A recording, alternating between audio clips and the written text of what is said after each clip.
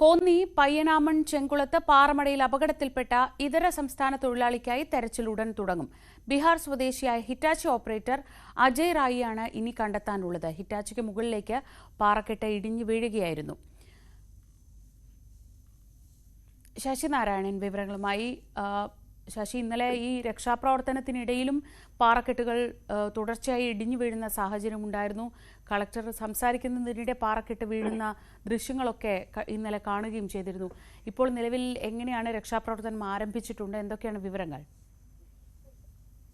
ശ്രീജ, ഇന്ന് രാവിലെ 7 മണിക്ക് ഈ തെരച്ചിൽ ആരംഭിക്കുമെന്നാണ് ഇന്നലെ കളക്ടർ വ്യക്തമാക്കിയിരിക്കുന്നത്. എന്തായാലും ഇതുവരെ ഈ പാറമടയിലേക്കുള്ള ഒരു പ്രവേശനം 7 മണി വരെ നിരോധിച്ചിട്ടുണ്ട്. കാരണം കളക്ടർ വന്നതിന് ശേഷം അനുമതി ലഭിച്ചെങ്കിൽ മാത്രമേ മാധ്യമങ്ങൾക്കടക്കം ഈ പ്രദേശത്ത് എത്താൻ കഴിയുള്ളൂ. എന്തായാലും ഗേറ്റിന് പുറത്താണ് എല്ലാവരും ഉള്ളത്. എന്തായാലും ഫയർഫോഴ്സിന്റെയും അതുപോലെ തന്നെ പോലീസിന്റെയും ഒക്കെ അധികൃതർ എല്ലാവരും സ്ഥലത്ത് ഇപ്പോൾ എത്തിയിട്ടുണ്ട്. അല്പസമയത്തിനകം തന്നെ നമുക്ക് ആ സ്ഥലത്ത് എത്താൻ കഴിയും. എന്തായാലും വേറൊരു ഏറ്റവും എടുത്തു പറയേണ്ട കാര്യം, വലിയ ദുർഘടമായ ഒരു തിരച്ചിൽ തന്നെയാണ് ഉള്ളത് എന്നുള്ളതാണ്. ഇന്നലെ വലിയ പാറക്കെട്ടുകൾ ഇടിഞ്ഞു വീണ സമയം മുതൽ ഫയർഫോഴ്സും അതുപോലെ NDRF സംഘം സ്ഥലത്തെത്തിയെങ്കിലും ഈ ഒരു മൃതദേഹം മാത്രമാണ് കണ്ടെടുക്കാൻ കഴിഞ്ഞത്. അത് ഒഡീഷ സ്വദേശിയായ മഹാദേവ് പ്രതാപിന്റെ, അതായത് ഈ JCB ഓപ്പറേറ്ററിന്റെ സഹായിയായ മഹാദേവ് പ്രതാപിന്റെ മൃതദേഹം മാത്രമാണ് ഇന്നലെ കണ്ടെടുക്കാൻ കഴിഞ്ഞത്. ഇന്ന് അജയ് റായ്, അതായത് ഈ JCB ഓപ്പറേറ്റർ, ഹിറ്റാച്ചിയുടെ ഓപ്പറേറ്റർ അജയ് റായുടെ മൃതദേഹമാണ് ഇനി പുറത്തെടുക്കാനുള്ളത്. എന്തായാലും അത് പാറയെല്ലാം വീണ് ഈ ഹിറ്റാച്ചി പൂർണ്ണമായും തകർന്ന സ്ഥിതിയാണുള്ളത്. അതുകൊണ്ട് തന്നെ ഈ പാറയെല്ലാം മാറ്റിയെങ്കിൽ മാത്രമേ ഇതിൽ നിന്ന് മൃതദേഹം പുറത്തെടുക്കാൻ കഴിയൂ.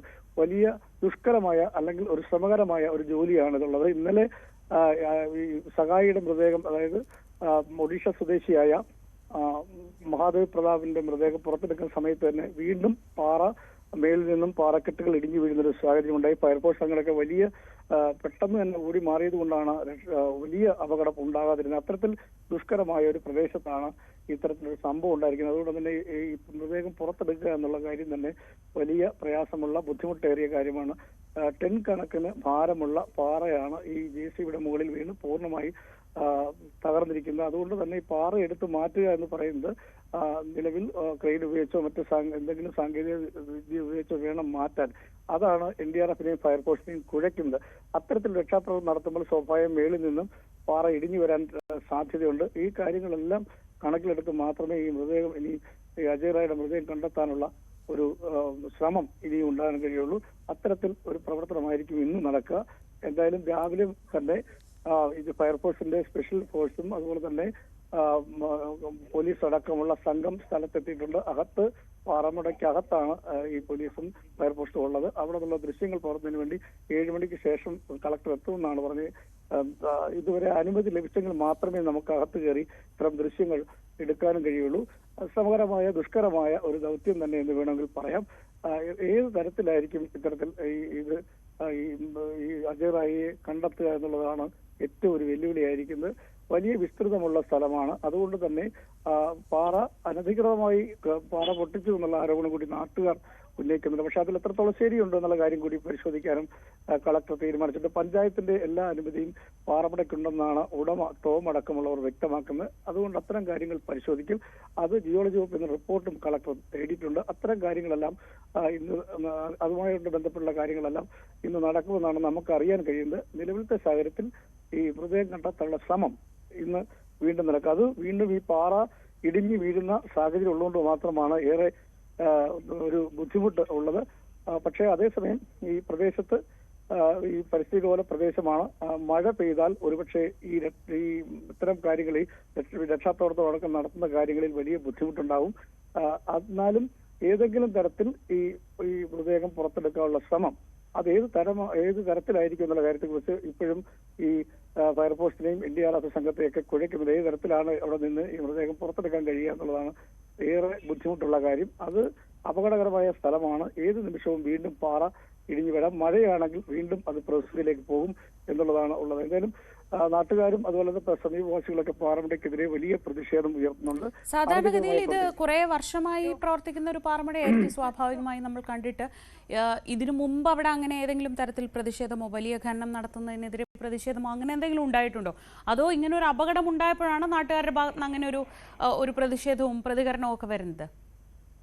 ശ്രീജ, കോന്നി പഞ്ചായത്തിൽ 10ഓളം പാറമടകളാണുള്ളത്. അതിൽ പാറ ഒട്ടിച്ച് ക്രഷർ ഉൾപ്പെടെയുള്ള സംവിധാനമാണ് ഈ ചെങ്കുളം പാറമടയ്ക്കുള്ളത്. അതുകൊണ്ട് തന്നെ പ്രദേശവാസികൾക്ക് ഇപ്പോൾ പാറമടയുമായി ബന്ധപ്പെട്ട് നേരത്തെയും പരാതികളുണ്ട്.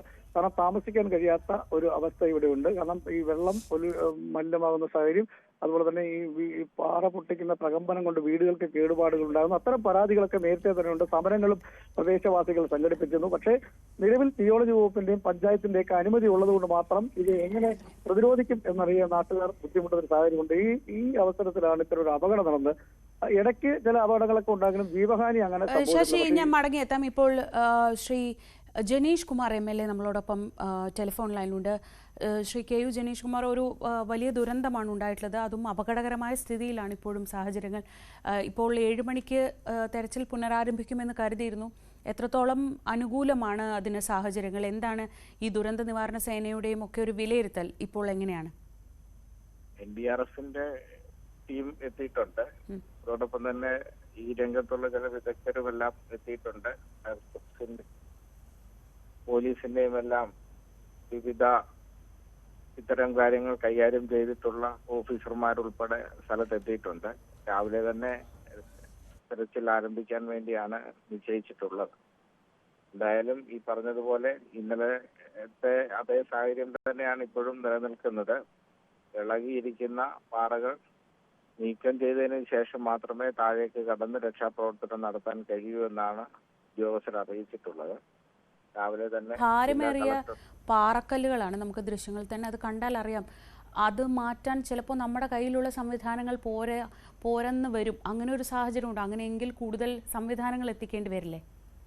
അതിന് ചില വിദഗ്ധരെല്ലാം തന്നെ ആ കാര്യങ്ങൾ ഏകോപിപ്പിക്കാൻ കഴിയുന്ന ആളുകളും ഇത്തരം മേഖലകളിൽ രക്ഷാദൗത്യത്തിന് നേതൃത്വം കൊടുത്തിട്ടുള്ള ആളുകളുമെല്ലാം അവിടേക്ക് എത്തിച്ചേർന്നിട്ടുണ്ട്. രാവിലെ തന്നെ എത്തിച്ചേർന്നിട്ടുണ്ട്. അവര് ഫയർഫോഴ്സ് ഉദ്യോഗസ്ഥരും NDRF ടീമുകളുമെല്ലാമായി ചേർന്ന് ആ കാര്യങ്ങൾ വേണ്ട വ്യക്തത വരുത്തി മാത്രമേ, സുരക്ഷ ഉറപ്പാക്കിക്കൊണ്ട് മാത്രമേ രക്ഷാദൗത്യത്തിലേക്ക് കടക്കത്തുള്ളൂ.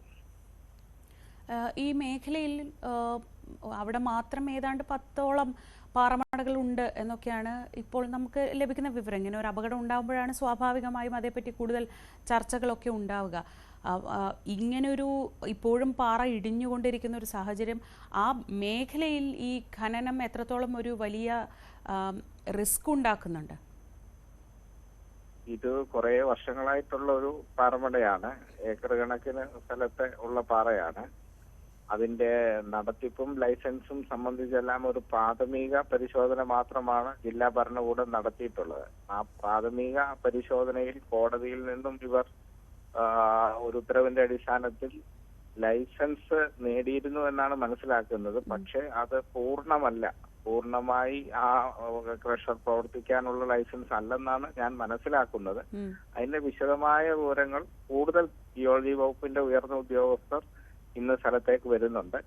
അവരെല്ലാം വന്ന് അതിനെ സംബന്ധിച്ച് കൂടുതൽ പരിശോധിച്ചെങ്കിൽ മാത്രമേ അത് സംബന്ധിച്ച് നമുക്ക് കൂടുതൽ വ്യക്തതയോടെ വർത്തമാനം പറയാൻ വേണ്ടി കഴിയൂ. അതെ, തീർച്ചയായും. അതെ, എന്നാലും ഒരു ജാഗ്രത ഇപ്പോൾ പ്രദേശത്ത് അങ്ങനെയുള്ള കേന്ദ്രങ്ങൾ ഇനിയും ഉണ്ടെങ്കിലൊക്കെ നമ്മളൊരു ഭൂമിശാസ്ത്രപരമായി ഒരു റിസ്ക് കണ്ടുപിടിച്ചാൽ പിന്നെ നമ്മളതിൽ ഒരു ജാഗ്രത പാലിക്കുക എന്നതാണ്. കൂടുതൽ പരിശോധനകളൊക്കെ ആ മേഖലയിൽ നടത്തുന്നതിലേക്ക് പോവില്ലേ?